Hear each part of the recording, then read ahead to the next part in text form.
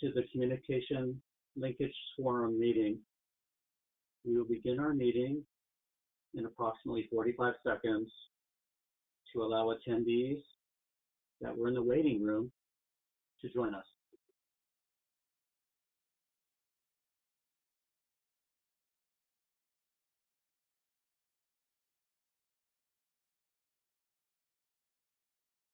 Again, welcome to this evening's Communication Linkage meeting, and we'll be starting our meeting in approximately 30 seconds to allow those attending the meeting to join us. Thank you.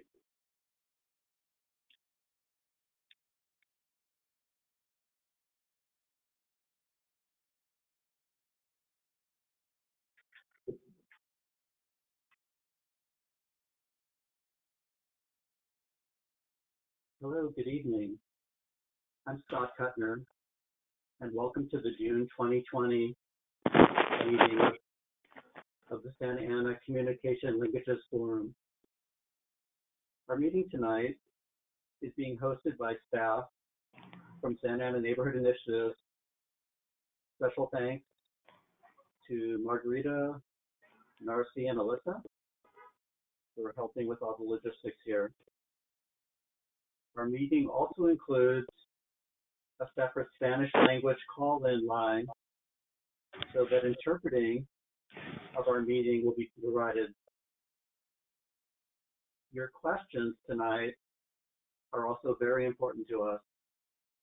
So please use the hand raising function so we'll be able to recognize you and capture your questions.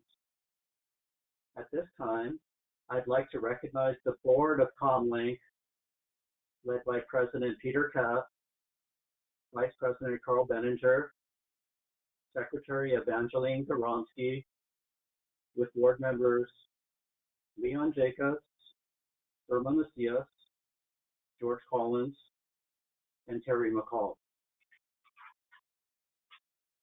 President Peter Kass will now lead us in the flag salute and introduce our first presenter, Santa Ana PD Commander Richard Weber.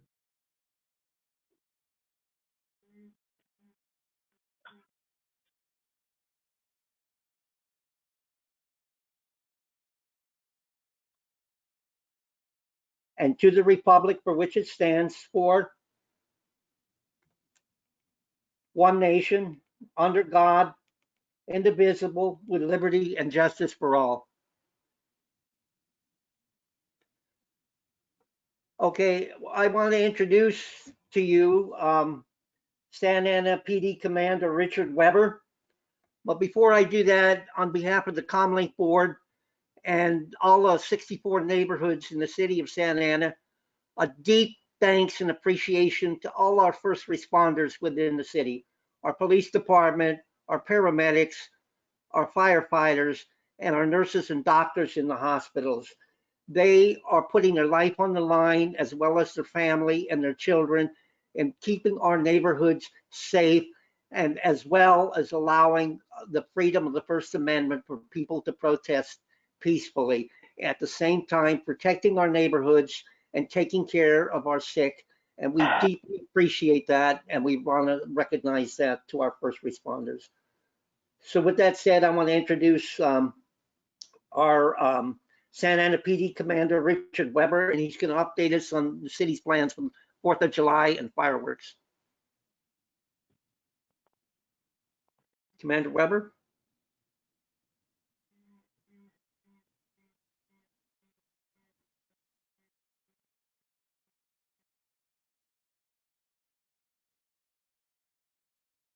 Do we have Commander Weber? All right, there we go. I think you have me now. All right, you're on board.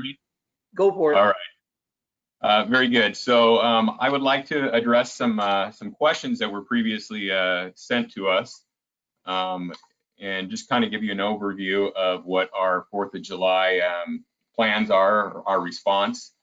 So if I could go to the first slide. One of the questions that was asked was what enforcement plan does the police department have during the 4th of July period. In years past, the department is planning an education and enforcement plan, which includes a comprehensive education program prior to the 4th of July weekend. That's been ongoing since the beginning of June. We've posted flyers and have a lot of different items on social media. We have posters at various grocery stores, 7-Elevens, things of that sort.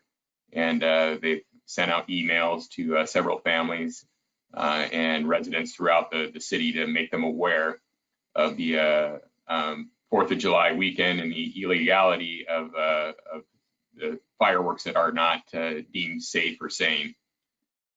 We have ongoing efforts to locate and address online sales of illegal fireworks. This week alone, we've confiscated quite a bit of fireworks. We have dedicated illegal fireworks patrols that will start on June 29th. And we have increased staffing for July 3rd, 4th, and 5th. I think as we'll all recognize as we get closer to the holiday that the illegal firework use tends to go up. So we've got staffing to address that on the 3rd, 4th, and 5th. We go to the next slide.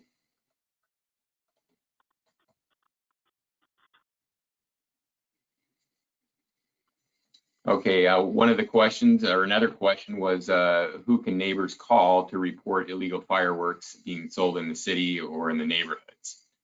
We do have a fireworks tip line that's been established to report tips and use of illegal fireworks. Callers have the option of either leaving a message if they've got a tip maybe regarding illegal sales, or they can bypass the message and speak directly to a dispatcher for in-progress fireworks use. We also have a reporting feature on the My Santa Ana app. If you go to My Santa Ana, you press the report an issue, the fireworks option, and then it provides the tip line number as well as a email number so that those that feel more comfortable reporting via email can do so. Next slide, please. Okay, how many officers or patrols will be working on the 4th of July? Is it higher or equivalent to patrols or staffing from prior years? Staffing levels will be significantly increased for the 3rd, 4th, and the 5th, as I mentioned previously, and they will be considerably higher than in years past. One of the reasons we've really augmented our staffing levels is based on the recent protests that we've had, as well as COVID-19 related issues. We expect that it might be it could potentially be a raucous 4th of July celebration. So we'll see what happens. Hopefully it's not, but we have numbers sufficient to address any issues that might arise. Next slide, please. The question was asked what the trend regarding the number of calls for service we receive on the 4th of July, and what does that translate in the terms of overall costs for enforcement on the actual 4th of July. In 2019, the police department received on 4th of July alone 268 calls for service, and then officers assigned to the fireworks detail fielded an additional 70 related responses. They were kind of observations that they made and contacted people. It's fairly difficult to determine the exact cost of fireworks related enforcement last year because the holiday fell on a Thursday, which was a regular workday for most non-patrol sworn officers. So we were able to kind of reassign some of our detectives and other units that were already on duty. They adjusted their hours so that they could work the holiday. It'll be a little bit different. We'll probably see an increase in overtime usage because the holiday falls on a Saturday, which is a non-work day for most of our supplemental officers. Next slide. Okay, what response time for calls for service should residents expect at the Santa Ana Police Department on the 4th of July? Response times should remain consistent with what they are now. regular patrol officers will respond to all non-fireworks related calls, and then our supplemental personnel will handle the fireworks calls. So it should remain fairly consistent with what it is now. And next slide, please. And again, will it be longer because we'll be focusing on fireworks? Again, we'll have dedicated officers who will focus exclusively on fireworks enforcement. Next slide, please. On the 4th of July last year, in recent years, what examples of significant damage or injuries have involved people using illegal fireworks? As far as Santa Ana was made aware of, there were no significant damages. However, the Orange County Fire Authority did respond to 35 fires. Again, this is not specific to the 4th of July alone, but to the 4th of July season. Of those fires, 14 were trees and bushes, 14 were dumpster fires, 4 were structures, 2 were fireworks themselves, and 1 was an extinguished fire. And then we also had 4 burn injuries that the fire department and paramedics responded to. I got a few more questions that were emailed to me today regarding the fireworks stands. Here at the police department, we don't have too much to do with the actual permitting of the fireworks stands, but from what I'm told, we have about 58 organizations with stands this year. That's a little bit down from years past, and that's according to the Planning and Building Agency. I really can't answer about revenues that are generated or if they are tax exempt or anything like that organizations. As far as it was asked for an estimate of costs from police and firefighters and other city personnel. Again, I'm unable to give you an estimate of all the costs, given that there's so many moving parts. However, based on my experience, as far as the Safe and Sane fireworks go, the ones that are actually sold at these fireworks stands, we rarely receive calls for service related to the use of those Safe and Sane variety of fireworks. So I think a lot of the costs associated with our response to the 4th of July is primarily the illegal variety of fireworks. And we do get a considerable number of calls.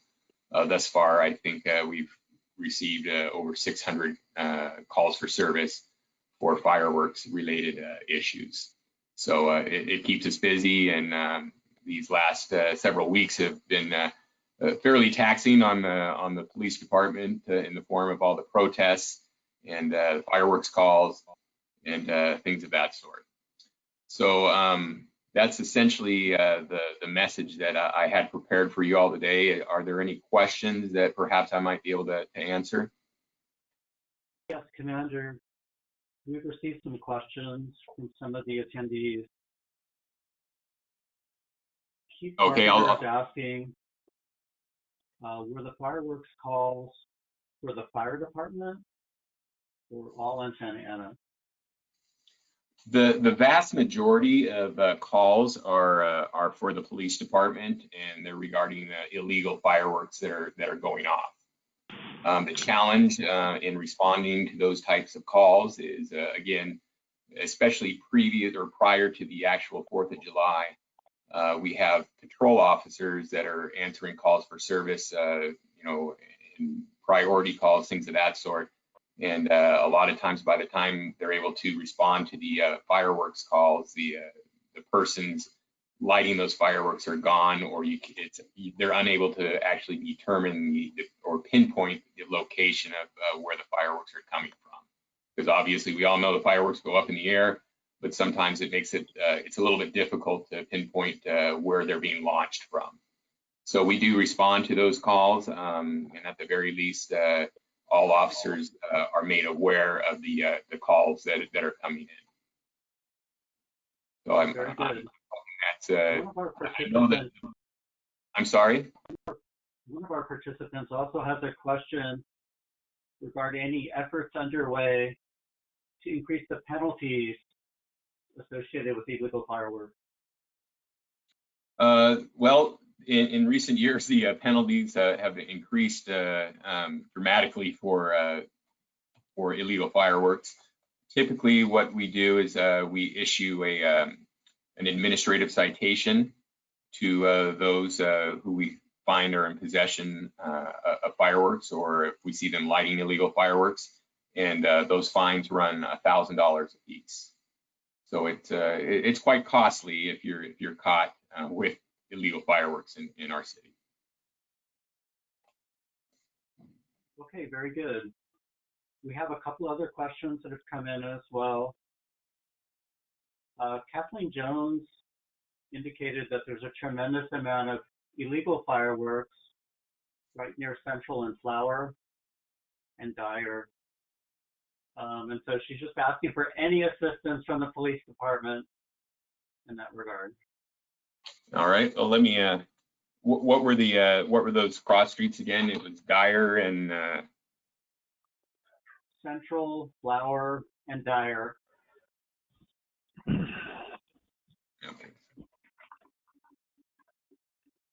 We also have a number of questions from Keith Carpenter, and we're going to try and patch him in by phone to see whether he can ask his questions of you. Keith, are you online? Hey, hi. Can you hear me? Hello? I can. I can hear you, Keith. Oh, great. Thank you. Appreciate it. Yeah, in reference to your slide, it says the increased staffing references in the slide overtime hours or straight time. Is that all overtime hours or is that straight time? And then there's a second part of that. If this is overtime, will it come from the general fund? Typically, yes, it would come from the general fund if it's related to fireworks. And historically, what has been that cost? I don't have those numbers for you. I'm sorry. Could you get those? Is that possible? I don't know that I can. I could certainly try, but I don't know if they've kept track of that over the years. Thanks, Keith. Well, Yeah, if it's overtime hours and coming from the general fund, it should be trackable, correct? I'm probably not the one to ask that, but again, Okay. I can ask. Fine. That's fine. No, that's fine. I understand. The other thing on one of the slides, you said you had 286 calls. Were those all fireworks calls or were those general in nature?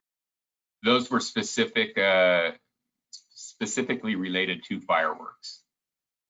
Okay.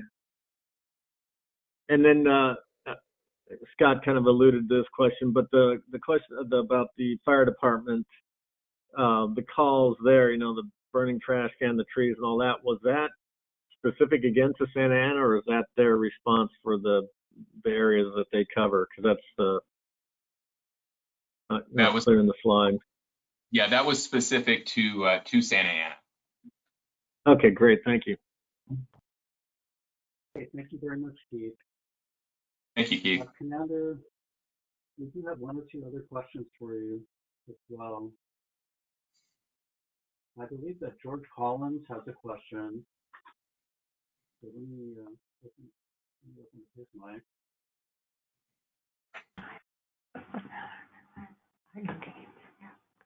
Hey, George, you're live. Okay, Commander, there are a couple of questions I have, because a lot of us, I'm in the South Coast metro area, and a lot of us are currently experiencing from 9 to 11 the fireworks, and then again from about 1 a.m. to 3 a.m., generally around 2:30, 2:45, and they're the 4-inchers that go off. Now, I've seen the helicopter hovering around 4,000 feet. Are you using the helicopter to spot this, or are you using a drone to spot any of this so you can get to it quicker? Typically, we don't use a drone or a helicopter. Obviously, we don't want them to be in the path of the fireworks either. I know we have used them for other types of calls, but as far as I'm aware of, we're not using the helicopters to spot the illegal fireworks. Do you have any plans at this time, but before the 29th, to try and curtail it? Because one of those big boomers go off and there's 10,000 people that don't sleep. Right. Well, one of the things that we're really working on at this point, obviously, all the patrol officers have been made aware of the complaints and the issues, and as they're able to address those calls for service, they go.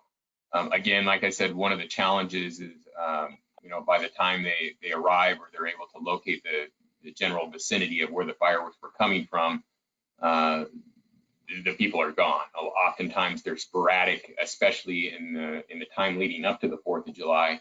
Whereas from my own experience working the 4th of July, it's a little easier to pinpoint where things are coming from because there's just about every street you got people lighting fireworks. But at this early stage in the game, it's a little bit more difficult to pinpoint. Now, when we start working the patrols on the 29th, that's all those officers are doing that are working the patrol are going to be going out and looking for illegal firework use. And so they're not going to be fielding calls for service unless they're related to fireworks, and they'll concentrate all their efforts on that. And as far as the 3rd, 4th, and 5th go, as I mentioned, we'll have a lot more staffing. And with that increased staffing, that kind of increases the probability of finding those people who were lighting the fireworks. I've got, I'm the commander over operations, our operations division, which includes our director patrol units. And they're working essentially every day now, trying to locate people who are selling illegal fireworks. And not only do we locate them, we also confiscate their fireworks. And I'll tell you, they've already filled a good sized trailer just full of all these illegal fireworks that we've confiscated. So that, hopefully if we continue to make those busts, there will be less of a supply for people to set off. Okay, thank you very much, Commander. We've got two final questions to cover with you tonight. And then for those of you who are attending, feel free to continue to send in your questions, and we'll have to follow up with you afterwards. We have a question from Adolfo Sierra with the Madison Park neighborhood. And he's again inquiring whether the police department are patrolling the Madison Park and Delhi areas, because there's a constant amount of fireworks, illegal fireworks going off in those neighborhoods. Well, it was the Delhi and Madison Park, you said? Yes, that's correct. Okay. All right. Yeah, we'll certainly I'll pass that along to our directed patrol officers and make our patrol officers aware of that as well. So as they're able to, they can do more frequent patrol checks in those areas. Great. Thank you, Commander. And then one final question from Carolyn Torres. Her question is, why are helicopters flying around so often? Yeah. Why are helicopters flying around so often? Is that? Yeah, she's saying that it's on a daily basis, sometimes in the early morning, and it's not clear why it's necessary, but it's very, very disruptive, just like fireworks are. Oh, come on. Yeah, generally we have the helicopters. We don't just have them flying around patrolling. We don't own a helicopter here at the Santa Ana Police Department, so we contract with the Sheriff's Department for our helicopters. And generally they fly all over the county, and when we need them, then we call them. So they're not going out just patrolling the skies looking for things. They come specifically when we've made a request, and that's usually if there's somebody we're looking for, somebody who ran from us, somebody who might pose a danger to the community, or at times they're often called to help us find maybe somebody who's been reported missing, things of that sort. So they're not just there flying around on regular patrol. Again, that's a resource we call in when we need it. Very good. Thank you very much, Commander. That concludes the presentation by Commander Weber. And now I would like to have Peter Katz introduce our second presenter, Daniel Soto of the City Manager's Office. Daniel Soto is going to talk a little bit about the possible charter changes that may be coming before the voters. And before I bring him on board, I just want to remind everybody that Election Day, November 3rd, is just 4 months away, starting next Thursday. And it's a very important election, not only for the President of the United States, but for our City Council, our mayor, and all our elected officials. So it's very important you register to vote and get out to vote. It's going to be very easy. It's going to be an all-mail ballot that will be sent to you in the mail. And this is something that the governor has signed into law to make it easier for everyone to vote. So please exercise your right to vote.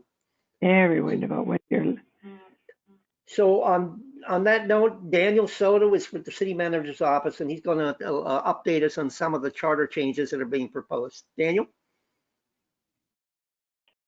Thank you, Mr. Katz, and good evening, everyone. Thank you to the Comlink Board for having me participate tonight.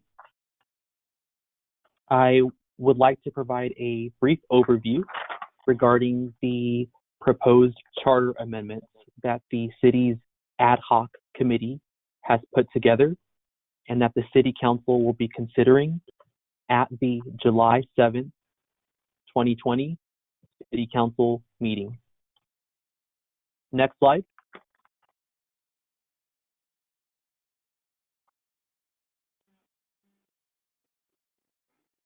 I'd like to provide a brief introduction and background. Our current city charter was adopted by the voters in 1952. The charter has been amended several times, most recently in 2018. Beginning early this year in 2020, Mayor Polito appointed an ad hoc committee composed of council members Becerra, Peñalosa, and Solorio to review our charter, to solicit suggestions from city staff on administrative cleanup items, and to recommend any other policy changes for the charter. Staff made brief presentations to the City Council at our June 2nd and June 16th City Council meetings, and most recently directed staff to conduct some community outreach regarding this topic, to solicit some suggestions and recommendations from the community, and to return back with those suggestions at the July 7th meeting. Next slide.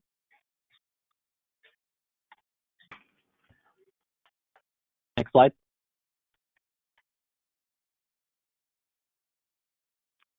So one of the ways in which we sought some recommendations and engagement was to update our website with information, background information, links to the city charter, presentation materials, as well as a web form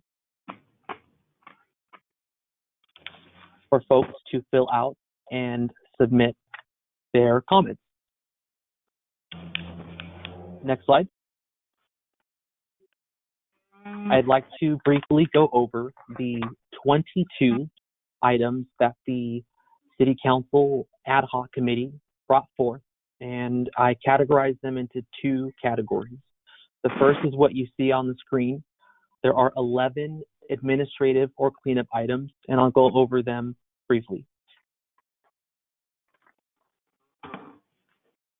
The first item is Section 400, number, selection, and term of members.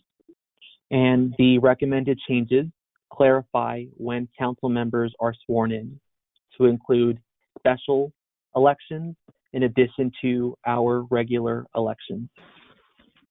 Section 406 also adds some clarity to outline that the City Council can receive election results at a regular or special meeting, or regular or special meeting of the City Council. Section 613 is administrative in nature and updates our policies on how our finance department processes invoices. Sections 1000, 1002, 1011, and 1014 are related to our civil service provisions of the charter, and all of those changes ensure compliance with state law and CalPERS retirement agency regulations. The last three items are replacing gender-specific language with gender-neutral, replacing clerk of the council with city clerk, and some changes to public works, contracting, and procurement. Next slide.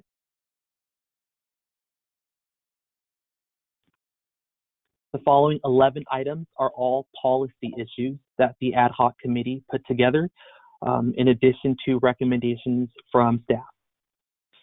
Section 401.05 clarifies the applicability of the Code of Ethics and Conduct to include, in addition to our city council members, our members of appointed boards and commissions, our appointed officials, our city manager, clerk of the council, city attorney, and our executive management team. Section 404 moved term limit provisions to a new section. Section 405 amends the provisions relating to the selection and term of the mayor pro tem. Section 413 adds timing for the certification and attestation of ordinances and resolutions approved by the City Council.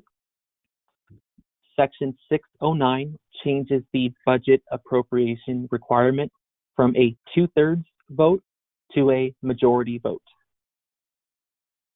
Section 1010 requires that the City Council adopt an anti-nepotism policy. Section 1208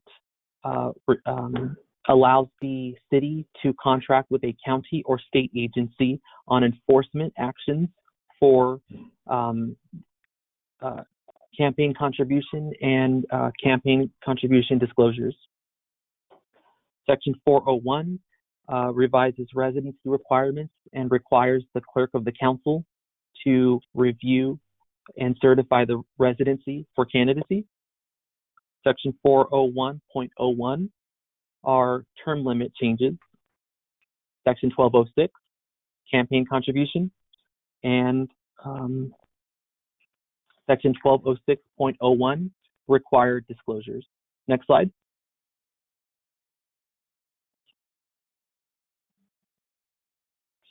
Quick timeline. Again, we've had 2 meetings with the City Council so far and plan to return on July 7th with suggestions and recommendations. And by our second meeting in July, on July 21st, the City Council must approve any final charter amendments to be taken to the voters at the November 3rd meeting. I'm available for any questions you may have. Thank you. Thank you very much, Daniel. We haven't received any written questions at this point. Scott, I think we did receive some suggestions that I just wanted to acknowledge. One was regarding Section 400, the number selection in terms of mayors. The comment was 8-year term limit for the mayor, and our current charter has a 4 2-year term limit for the mayor, which adds up to 8 years.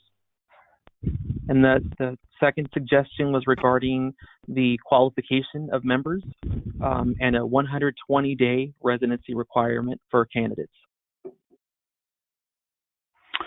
Okay, very good. Thank you, Daniel. I think at this point we're ready to move on with our presentation. I would like Peter Katz to now introduce our main presenter, Santa Ana Council Member and Orange County Water District President, Vicente Sarmiento.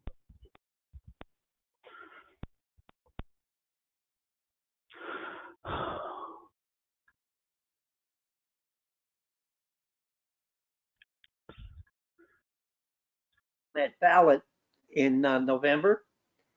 And he's currently the president of the Orange County Water District, and he's going to update us on what's going on in the water district.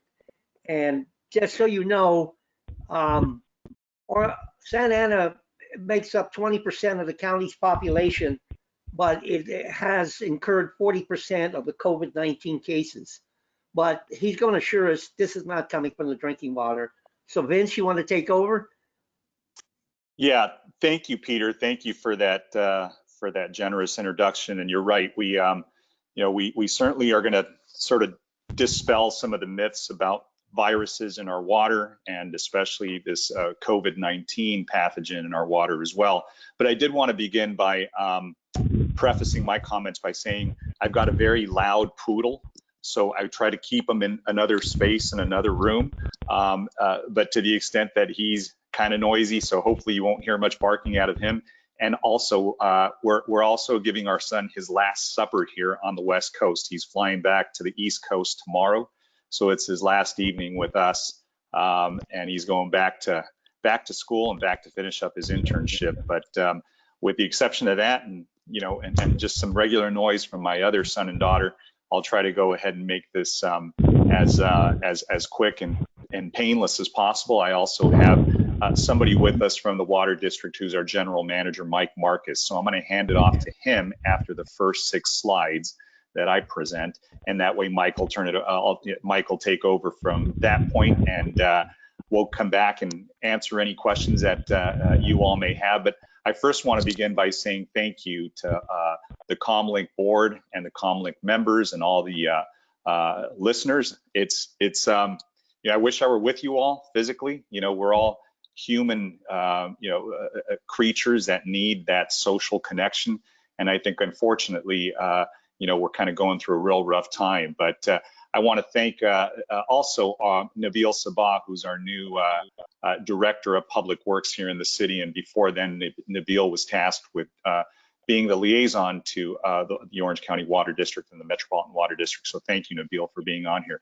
So I want to say, I appreciate your interest, and we're glad to be presenting on behalf of the Orange County Water District, but also to talk about something called the groundwater replenishment system, which is an amazing facility, a globally recognized facility here in our backyard in Orange County. And I am presently the president of the Orange County Water District, which is a 10-member board that governs OCWD. And as you know, the Water District, or excuse me, the Santa Ana City Council sent me to represent the city of Santa Ana on that board. And I've been privileged enough by the OCWD board to be its presiding president for this term. I'm on my 2nd year, so I hope we're doing good things over there, trying to keep everything safe and at a very high standard. So I certainly thank my colleagues for that trust that they've instilled in me there. But just so you know, the district, even though it's called the Orange County Water District, we don't, our service area isn't the entire county. We represent basically 2.5 million residents and businesses that are located in the north and central part of the county.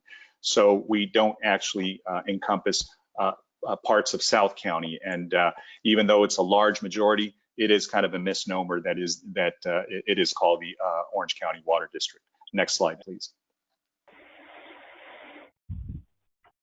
So first, I want to thank everybody for being safe. And I think, as Peter was mentioning, we're not out of this pandemic problem altogether. So we know that all of you have been doing an incredible job about staying home, trying to be safe, using practices that are going to not only keep ourselves healthy, but also our neighbors and our city.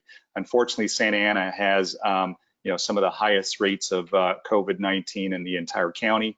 Our numbers seem to be increasing, so we see that there's a lot of factors that are happening that are impacting that. But what I want to say is, I'm a big believer in just wearing masks, and I think the governor's directive was, I think, helpful to make sure that you know, we all do that. We all have to abide by rules. I was talking to my son just earlier, and he was saying, well, why do we have to wear masks? And, you know, what's the logic behind that? And I said, well, we all have to follow rules, not only for our own safety, but for the safety of others, which is why we have rules of the road. When we go out and drive a vehicle, we have to drive on the right side of the road, and we have to follow certain laws. And I think for these masks right now is a moment where we have to realize it's a temporary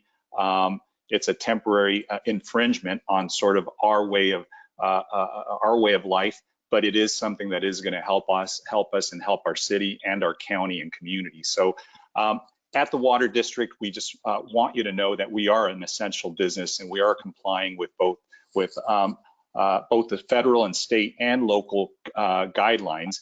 And to let you know, as an essential service, more than half of our workforce is working remotely. So we've been able to have folks stay home, still conduct business, but yet be safe there. And the other half of the workforce has to be at the facility, has to be at some of our satellite locations, all physically distanced, following the Orange County guidance on safety and health.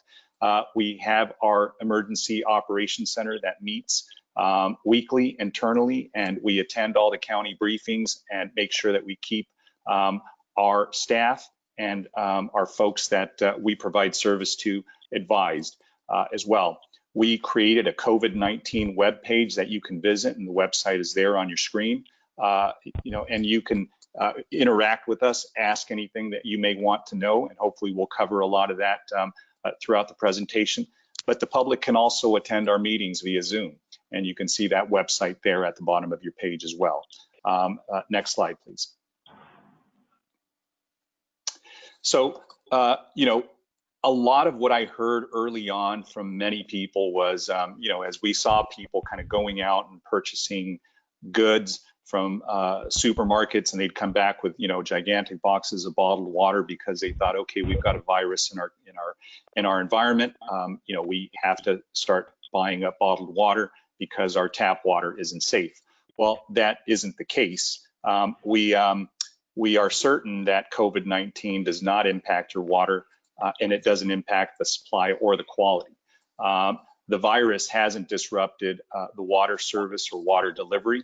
As I said, it's an essential agency, and you know, we and our member cities, because we have 19 producers that we supply water to. We are one of those 19, the city of Santa Ana, and we make sure to meet or exceed state and federal drinking water standards. And here in California, we have some very, very high standards relative to the other 49 states. We just tend to be on the front end of making sure that our quality of water and our quality of life is very high.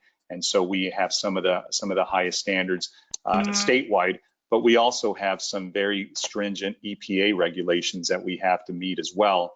And those mandate that the tap water be treated specifically to remove pathogens. So before the virus even came into our community and made its presence felt, we were already removing pathogens from the water supply. We have one of the, you know, we're one of the few facilities, I think maybe one of two facilities in the state that has a lab that can detect these pathogens and these viruses in the content of water. So we're very proud to have that technology and that science, you know, on our campus and on our headquarters. So we constantly monitor, sample, and test and plan for not just COVID-19, but any other pathogens, because as you'll learn later on in the presentation, we recycle and reuse sewage water. And we do it at a very high rate, but we do it at a very safe rate as well. So I'll leave that for Mike to talk about a little bit later on, but that's just a preface of what you're going to hear a little bit later on in the presentation. Next slide, please. So, you know, the water world has sort of its own terminology and its own language. And for me as an attorney, I thought I was a complicated guy to follow, but when I started hanging out with engineers and hydrogeologists and a lot of these scientists on the Water District campus, I had to relearn how to speak. And we learn to talk in terms of measurement. And so California's water industry, we use a lot of terms that talk in large volumes of water. So you have an image there of a football field. And so we use acre feet very commonly because that's the way we measure large quantities of water. So if you look at that football field, it's covered in a foot of water. And imagine that is 1 acre foot. So a typical family of 4 uses about half an acre foot of water annually, which is about 163 gallons of water. And the county uses 550,000 acre feet annually, which is about 179 billion gallons of water. So I think that image and that graphic kind of shows you basically what we talk about when we're talking about acre feet of water. Next slide.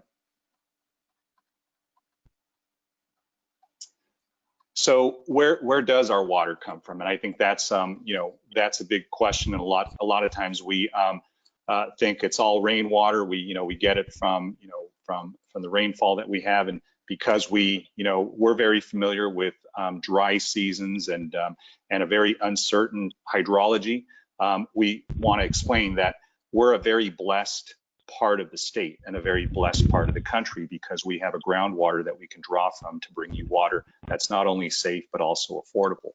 So we have 2 main sources of water here in the service delivery area in OCWD. One of them is from our groundwater, as I mentioned, and the other one is from imported water. So Orange County Water District provides groundwater, which makes up about 75% of the water that we use in northern and central Orange County. The groundwater is pumped up from wells that we have throughout our service area by our producers, which are cities and water agencies. The remaining 23 to 25% is made up by imported water, and we purchase that. And there are 3 cities that can purchase them directly from the Metropolitan Water District. Historically, those cities are Santa Ana, Anaheim, and Fullerton, and we can buy those directly. The other 16 agencies and cities have to buy them through the Municipal Water District of Orange County. The imported water that Metropolitan Water provides to us comes from 2 sources. One is from the Colorado River, and the other source is from Northern California. So there's still a lot of discussion about, tunnels bringing water from the north here to the south. As you know, those were called twin tunnels, and it got reduced to 1 tunnel, and that's still very much up in the air. And that was all being discussed and deliberated in the legislature before the pandemic hit. So that's been something that's been set aside for right now. But in contrast, our service area relative to South County that doesn't really have a groundwater basin, they have a small basin called the San Juan Basin. It's about 26 square miles, very small relative to ours because ours is about 316 square miles. South County gets about 5% of their water supply from their groundwater basin, and they have to import 95% of their water. So they, very similar to San Diego County, they don't have that blessing of a groundwater. So we are very judicious. We are very careful. We are really strong stewards of making sure that our groundwater is healthy and always at a level that we can draw from in the event of a drought.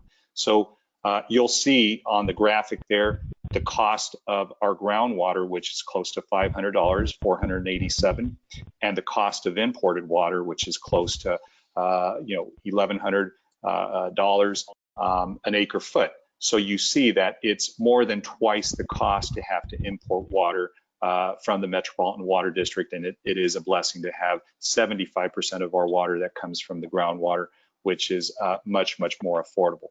Next slide, please. And Mike, just to give you the heads up, I think this is my last slide, so you've got it after this one. I just basically want to finish up with this slide, which explains to you what the Water District OCWD is. It's basically a creature of the California legislature. It's one of the oldest groundwater management special districts in the state, and it was created essentially to protect Orange County's rights to the Santa Ana River water. We also manage and protect, as I said, 316 square miles of the Orange County groundwater basin, from seawater intrusion to contaminants to subsidence. And so those are some of the tasks that we're vested with, but we also are vested with the most important obligation, which is to provide high quality and reliable drinking water from the groundwater to the 19 cities and water agencies, and basically to the 2.5 million customers that they serve along with us. So with that, let me turn it over to our general manager from OCWD, Mike Marcus, to go ahead and continue. Mike, please.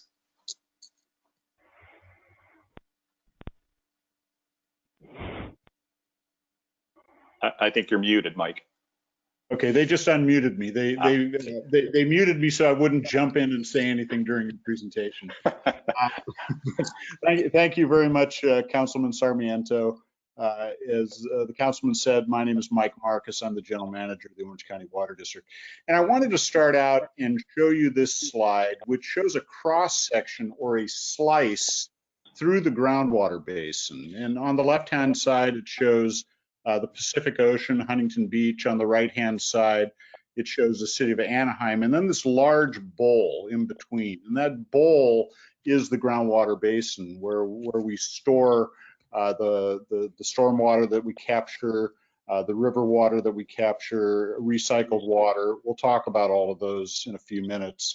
But the one interesting thing to note is that the groundwater basin is connected, those aquifers are connected to the ocean. And so there has been an issue in the past with seawater coming inland and starting to potentially contaminate the basin. So you can see under where it says Huntington Beach, it says injection wells, and we have a series of injection wells here along the coast in Fountain Valley, and I'll explain what those do a little bit later.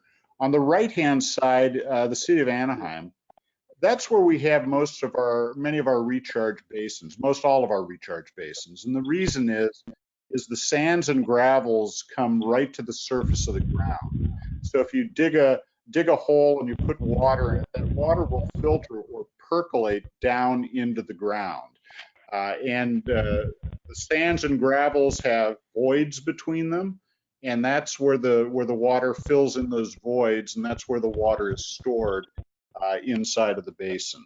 Next slide, please. This slide shows a picture of the water district. That basically, within that light green shaded area, that outlines the extent of the groundwater basin. And you can see that our operations in the upper right-hand corner start up at Prado Dam. This is a slide of what the dam looks like. The district actually owns 2,000 acres of land behind Prado Dam and has constructed wetlands, 400 acres of wetlands that naturally treat the flows of the Santa Ana River. And those flows that are in the Santa Ana River are primarily wastewater discharges from the cities in the upper Santa Ana watershed. So the cities of Riverside, San Bernardino, Ontario, Chino, their wastewater treatment plants discharge their water into the river. It flows downstream via the Santa Ana River, and then we recharge it in the recharge basins, which are shown in the upper portion of this slide. At Prado Dam, however, we are able to capture stormwater, and that's very important when we have years where it does rain, like last year and this year, we were able to capture stormwater. So Prado Dam is owned and operated by the Army Corps of Engineers.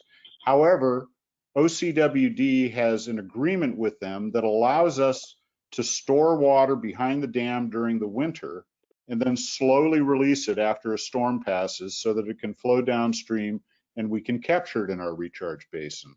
So stormwater capture is an important component of what we do. And then further down the slide in the bottom center, it shows GWRS Advanced Water Purification Facility.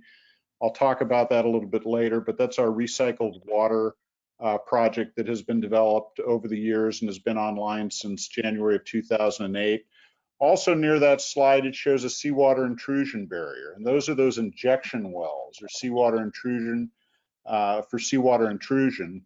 that I'll have a graphic on, I think, in a couple slides. And then if you follow the coast up northerly towards the LA border, you see the seawater intrusion barrier that extends slightly into LA County, and that's the Alamitos barrier. So that's a barrier jointly operated by the Orange County Water District and LA. So we have those protection injection wells along the coast to help keep the seawater from coming inland and contaminating the basin. Next slide.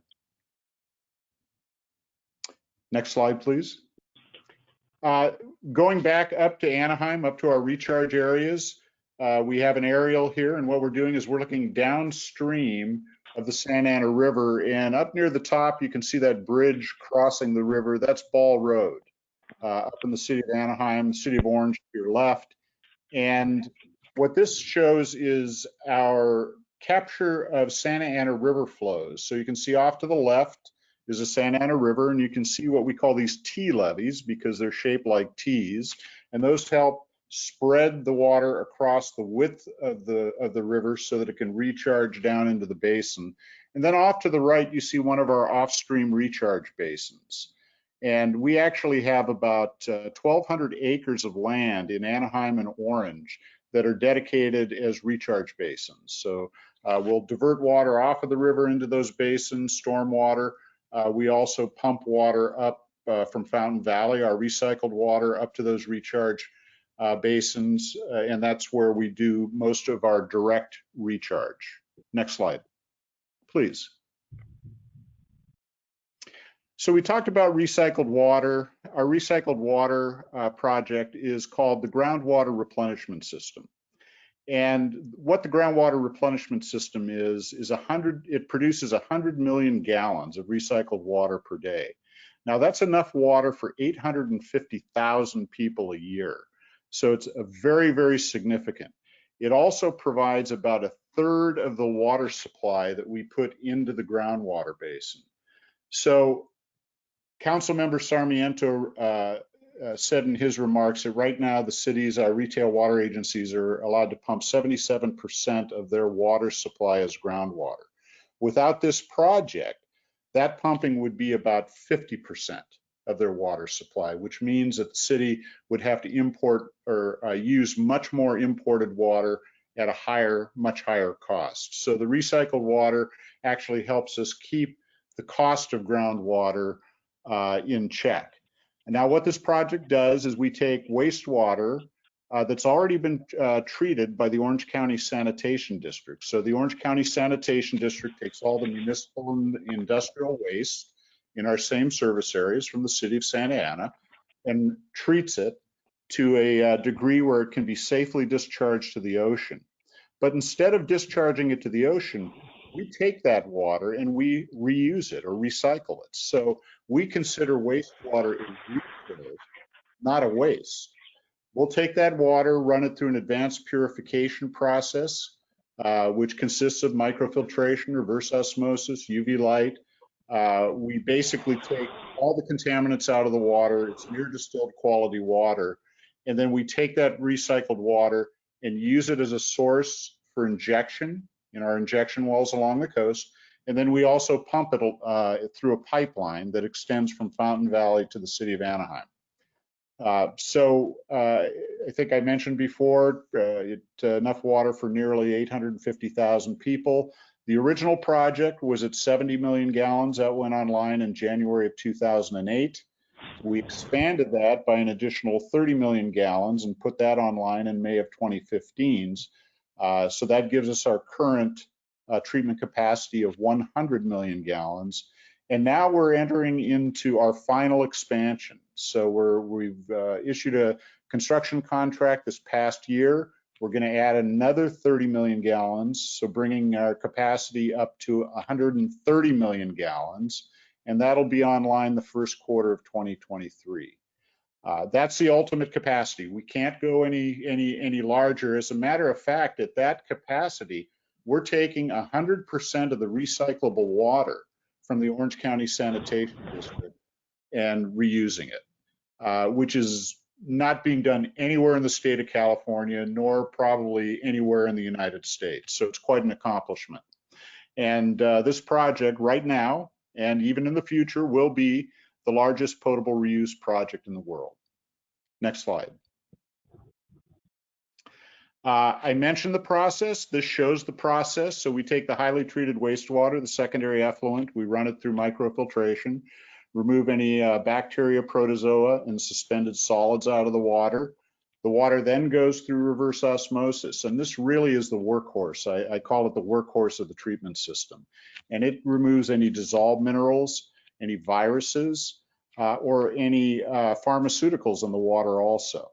The only thing that gets through the reverse osmosis are some very, very small organic compounds, and those are destroyed through the final process, which is the UV light with hydrogen peroxide. And then once it's gone through that treatment process, as you can see on the right-hand side of the slide, as I mentioned, we use it to inject into our seawater barrier and also to pump up to our recharge basins in Anaheim. Next slide, please. So this shows what I've been talking about, the seawater intrusion and how we mitigate that. So we actually saw back in the mid 60s, we started observing seawater coming inland. The story is there used to be drinking water wells just off the coast of Newport Beach, way back in the 30s and 40s. But as we developed more pumping, as we became more urbanized, we started using more water, and so the level in the groundwater basin actually dropped, and seawater started coming inland. So in the late 70s, OCWD built a facility called Water Factory 21 in Fountain Valley, along with a series of injection wells. And those we started injecting highly treated wastewater into the ground. And as you can see in the graphic right in the middle, those injection wells go down to different levels and are targeted to specific aquifers. So the blue band there represents an aquifer, and the tan line is a clay layer. So the water does not go through the clay; it goes around the clay and down into the main aquifer. But we target those aquifers, we inject water, and that helps push the water back. So we've created a hydraulic mound, what we call, and that helps push the seawater back towards the sea, and then allows us to, you can see the production wells on the right-hand side. It allows us in the different cities to be able to pump groundwater without having the seawater come inland. So that basically is how an injection well works, and now the groundwater replenishment system provides water to those injection wells along the coast, and then the rest of the water that's not needed for injection is used for recharge. Next slide, please. So the benefits of the groundwater replenishment system, or GWRS, we're creating a new local water supply. So we're not as dependent on those imported water supplies that Councilmember Sarmiento talked about in his remarks. We're reusing a wasted resource, the wastewater. As I said, we consider it a resource and not a waste. Increases our water supply reliability, and this is really important because what happens, the other sources of supply, rainfall, stormwater capture, well, it has to rain in order to do that. And with our climate, for any of us that have lived in this area, we certainly know that we're prone to extended years of drought. It's not uncommon to go 7 years with below average rainfall and then have a couple years of above average. So this gives us water supply reliability that we need. It does cost less than desalinated water and imported water from the State Water Project in Colorado River. It uses half the energy it takes to import water and 1/3 the energy to desalinate seawater. And it also improves the quality, the water quality in the basin. This water has very low mineral content. Or what we call total dissolved solids, whereas the normal groundwater has fairly high levels of dissolved minerals. So over time, we're going to see a blending of our low TDS water and this higher TDS water, and it'll help benefit the homes. Our faucets won't corrode as quickly, I suppose. Next slide, please. So about your water, we want to say, and I should have let Councilmember Sarmiento say this, or Nabil, they have much to be proud of. The city of Santa Ana's tap water takes the gold. So year after year, Santa Ana tap water has ranked among the nation's top best for quality and taste. So that's something to be very, very proud of. Annual water quality reporting is required by law and is found at the City and Water Agency website. So you can go to the City of Santa Ana's website to take a look at the groundwater quality. Orange County Water District's lab, our Philip L. Anthony Water Quality Lab, is award-winning. We're very proud of it. As Councilman Sarmiento mentioned, it's one of 2 state labs that's certified to do PFAS testing and a lot of testing at very, very low levels, down to the part per trillion level. So we're very proud of that. OCWD provides ongoing monitoring. So we do the monitoring and water quality testing for the city through our water quality department and our lab. We monitor for approximately 1,500 locations throughout the basin, test for over 500 chemicals, analyze more than 20,000 samples each year, and report more than 400,000 results each year. Next slide. So protecting water quality is number one, and we have had some contamination in the Santa Ana area, mainly in a highly industrialized area along Dyer Road and the 55 freeway. It has come from past industrial releases in the 50s. It has shut down one well in what's called the Dyer Road well field, and that's actually a well that's owned and operated by the Irvine Ranch Water District. So far, it has not affected any of City of Santa Ana wells, although there are wells nearby. So we found this problem, and the board reacted very proactively. And the solution was to do what's called a remedial investigation. So we put a bunch of monitoring wells throughout the area so that we could take water quality samples, identify where the contamination was, where the plume was going. We're near completion of that remedial investigation, and the final step is called the feasibility study. So the feasibility study will come up with several different alternatives to treatment, and then it'll recommend a certain treatment to clean up the contamination, and then our board is committed to implementing whatever comes out of that feasibility study to clean up the contamination in that area. Next slide. We also have something called PFAS, and these are perfluorinated compounds. They've come into notoriety over the last year, mainly found in consumer projects. So any type of waterproofing, Scotchgard for carpetings, for clothing, pizza boxes. It's pretty widespread throughout the environment. And what we've found that some of this PFAS has actually been coming out of wastewater treatment plants. And I mentioned before that the Santa Ana River flow are discharges from wastewater treatment plants. So over time, this water has been coming in, and we've been recharging it, and it's in the groundwater basin. So the board recently implemented a policy of helping pay 100% of the construction costs for any affected wells, and up to half of the operations and maintenance costs over a 30-year period. So we're finding, we're doing testing right now. There are several Santa Ana wells that will be affected, and we are working closely with the city right now to develop a plan to put treatment on those wells so that the water can be used again. Next slide. So as far as trying to find new sources of water supply, expanding the groundwater replenishment system, we're doing that. As I mentioned, we're building our final expansion, and then we'll be done.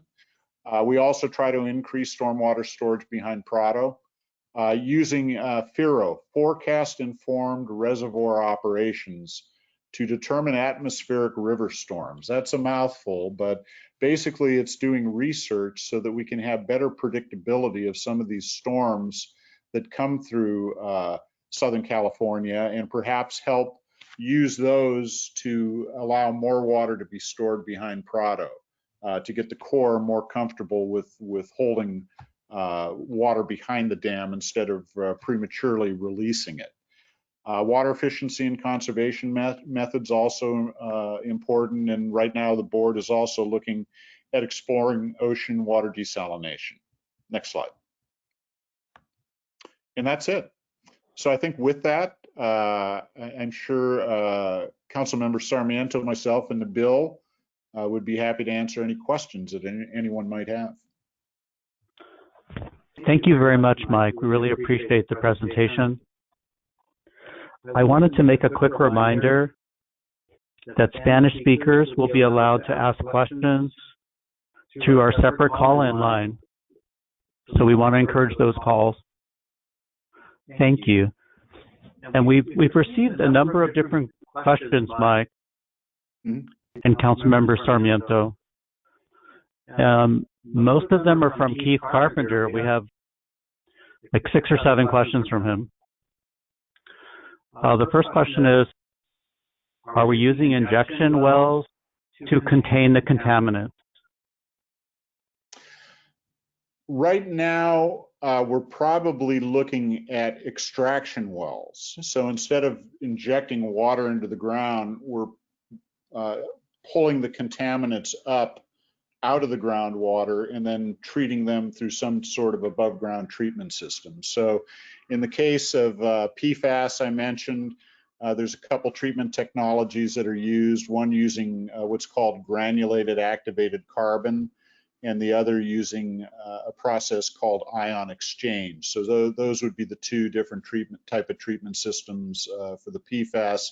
In the South Basin, some of those VOCs, as I said, right now we really don't know exactly what the treatment will be until we complete the feasibility study. But a lot of times you can through air stripping volatilize the VOCs. So we don't know exactly at this point in time. That'll be a result of the feasibility study. Yeah, and if I could jump in, Scott, real quickly, because I think Keith's point is intuitive, right? You would think that if there's a contaminant, maybe you inject water to dilute it, or maybe blend it with safe water. But because this is a man-made compound, it just doesn't break down, and it remains. So no matter how much you blend it, it just won't dilute.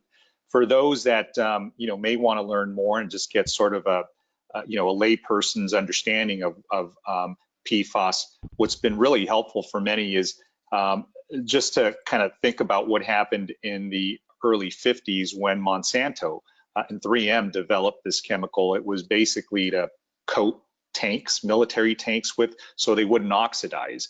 And so once the war was over, they realized that this compound, which is C8 rather than C19, it's a compound link that is just so strong that they could use on other items like clothing, and it's been outlawed here in the United States. But we see that there's still the presence of that compound coming into our environment because of imported products, right? Because other countries don't have that prohibition, and they still are able to coat some of their goods that we import here, and it, as Mike was saying, comes into our system by way of wastewater. So yeah, but there's a good movie called Dark Waters, I think, and it kind of gives you the history of how one of the first lawsuits back east began, and how they dealt with that problem, and kind of its origin. So that's something I would recommend for folks who want to learn a little bit more as well. Thank you very much. We have a question from Manny Escamilla. Is there any chance to renaturalize portions of the lower Santa Ana River for recreation? Well, actually, the Water District does have some lessees that where we utilize some of our recharge basins for recreational purposes. One of them is along the Santa Ana River up in the Anaheim area off of Tustin Avenue and the 91 freeway. We actually have a large recharge basin that's used for recreational fishing. So we have a fishing lessee up there. I think it's called Santa Ana River Lakes, is not to give them a plug, but that's our our lessee up there. We also have a off of Ball Road in the Santa Ana River. There's a driving range that utilizes part of our facilities. And then just recently, also one of our recharge basins up in the Anaheim area is going to be used as a aqua park. So there are different, I would say the board has been very receptive to looking at any opportunities to utilize our facilities for recreational uses. Great, thank you very much. Got a couple other questions from Keith Carpenter. Back to the aquifer. His question is, what is the average depth of production wells? Nabil, And then he also has a question about the cost, the acre foot cost for recycled water. Okay, I can probably answer both of those. I'll look to Nabil for a nod of the head. Probably the average depth of a production well is about 800 feet, 800 to 1,000 feet, roughly. And the cost of the recycled water, right now we are able to produce that for about $650 an acre foot. So still a lot. Thank you very much. A lot less expensive than imported water. So a little bit more than our groundwater, but still a bargain.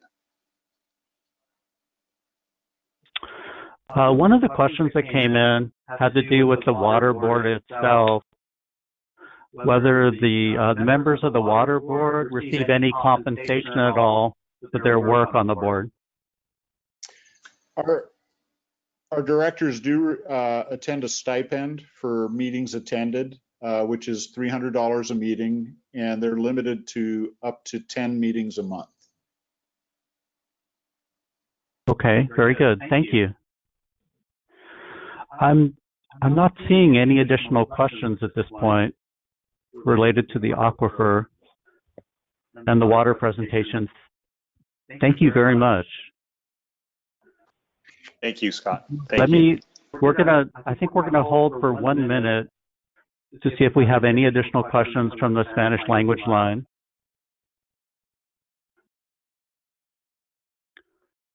And during the interim, I just want to mention that at the conclusion of their meeting, we'll double back if there are any questions that were asked that were unrelated to the 3 topics, so we can acknowledge those questions that were asked and try and provide a response either tonight or get back to people afterwards.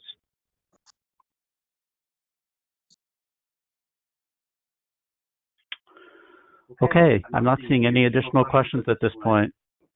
Thank you very much to our presenters. We're very appreciative. So Scott, I would like to take one of the questions on the board right now, number 2.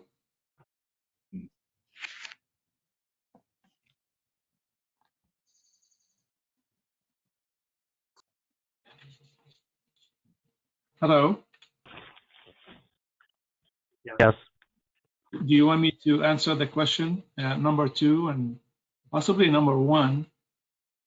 Okay, yes, please, go ahead. Thank you. Sure. Number 1 is, as the general manager of Orange County Water District, Mike Marcus, mentioned, that early on in the operation of the water district, seawater intrusion was a major concern for them.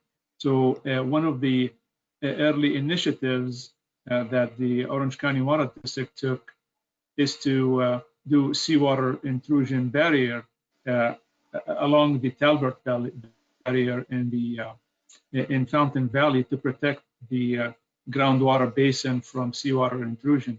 So we are very much concerned with the seawater intrusion, and however, we have dealt with it for many years, and I believe that Orange County Water District has done an outstanding job in protecting the groundwater aquifers from seawater intrusion. Go ahead, Mike. I was just going to say, yeah, Nabil, thank you. You're absolutely right. addressing the question though with climate change and potential climate change, seawater rise of up to 6 to 8 feet by the end of the century.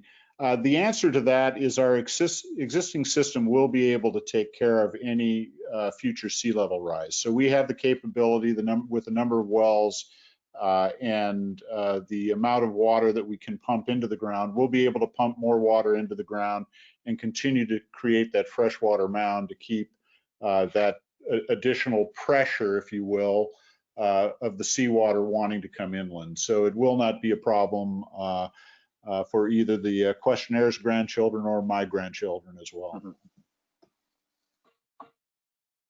For question number 2, the Bayer company does own a storage facilities here in Santa Ana, and because of the storage facility that they have, they are mandated by the fire code to provide fire protection for the facilities.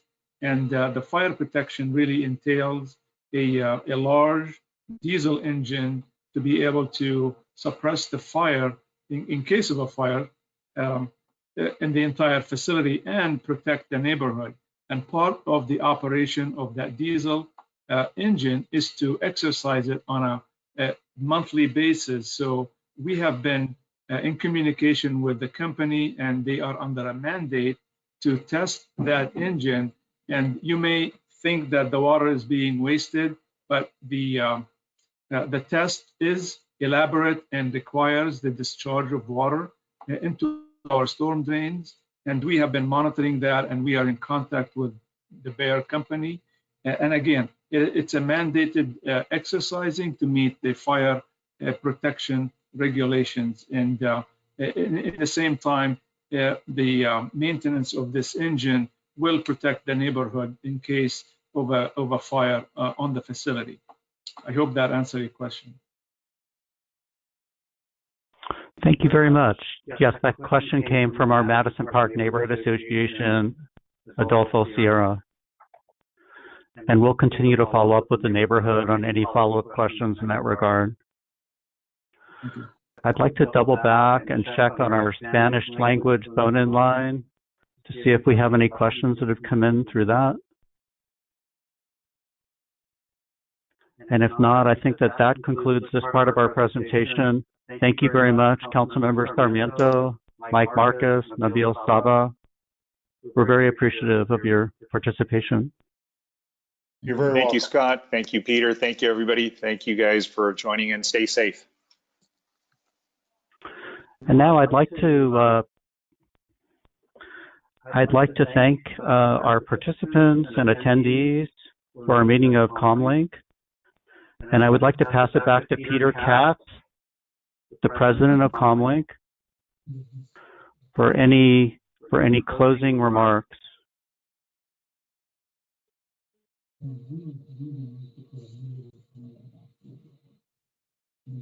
Peter, I think you're self-muted at this point, so please unmute your mic. Thank you.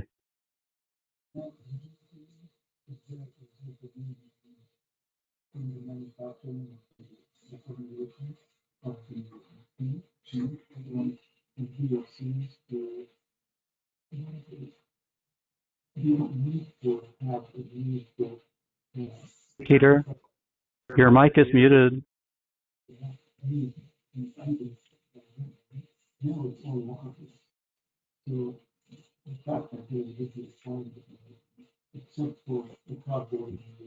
Okay, Scott, are you there? Yes, I'm here. Thank you. Yeah, I just in closing remarks, if people at the neighborhoods have any more questions about the Orange County water system, you can also send emails to the Board of Supervisors. They now have an email system where you can ask any questions to the Orange County Board of Supervisors without being present. And that address is called response, RESPONSE, at ocgov.com. And any questions pertaining to the county on any issue can be directed to that website, and they will get back to you. Okay, very good.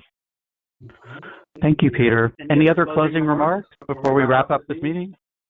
And unless any of the other board members have anything else to say, maybe Carl has something on the school district. Carl?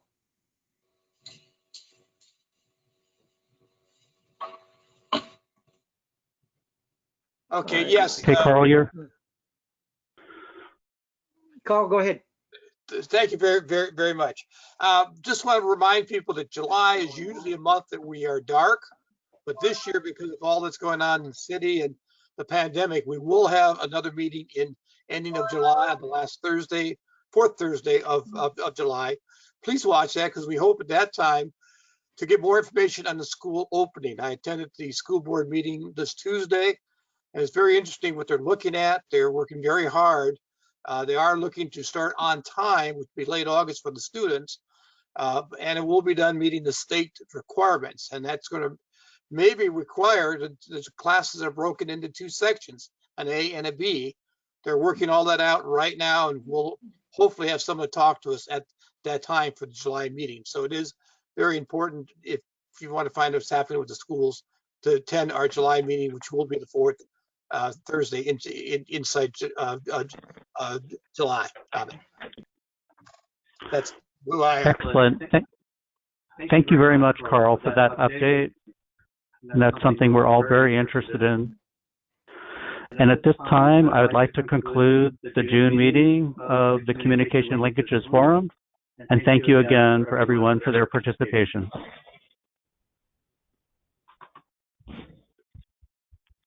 That's it.